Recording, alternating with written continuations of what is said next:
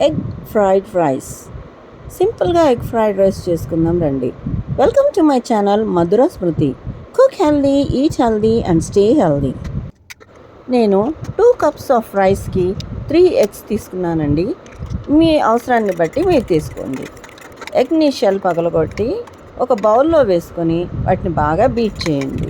తగినంత ఉప్పు వేసి బీట్ చేసి పక్కన పెట్టుకోండి. ప్యాన్లో 2 tablespoon ఆయిల్ వేడి చేసి బీట్ చేసి పెట్టుకున్న ఎగ్ను వేయండి. లో ఫ్లేమ్ మీద నెమ్మదిగా తిప్పుకుంటూ బాగా ఫ్రై చేయండి.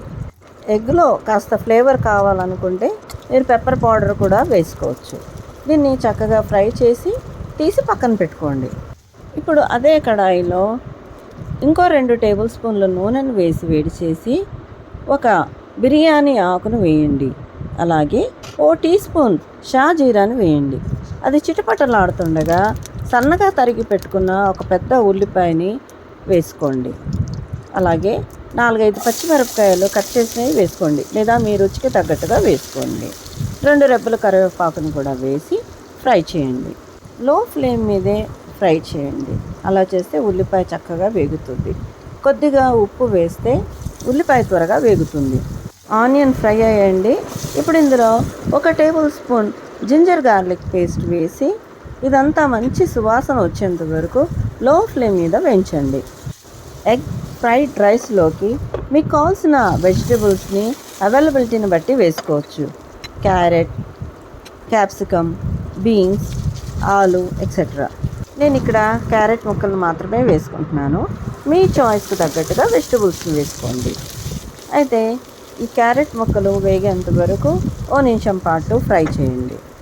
వెజ్జీస్ వేగిన తర్వాత అందులో 1 tablespoon ధనియాల పొడి, 1/4 tablespoon గరం మసాలా పౌడర్ వేసేసి బాగా కలపండి.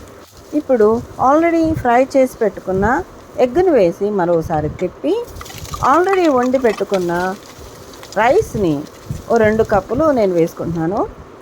మీ అవసరతను బట్టి మీరు వేసుకోవచ్చు.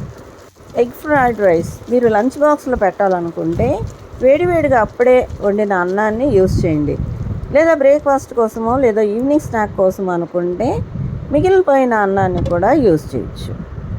మసాలా అంతా అన్నానికి పట్టుకునేంత వరకు బాగా కలుపుతూ లో ఫ్లేమ్ మీదనే ఫ్రై చేయండి. మసాలా అంతా రైస్కి పట్టుకోవడానికి మూత పెట్టి 2 నిమిషాల సేపు మగ్గనివ్వండి. మధ్యలో మధ్యలో కలుపుతూ ఫ్రై చేయండి. సింపుల్గా అయిపోయే ఎగ్ ఫ్రైడ్ రైస్ రెడీ.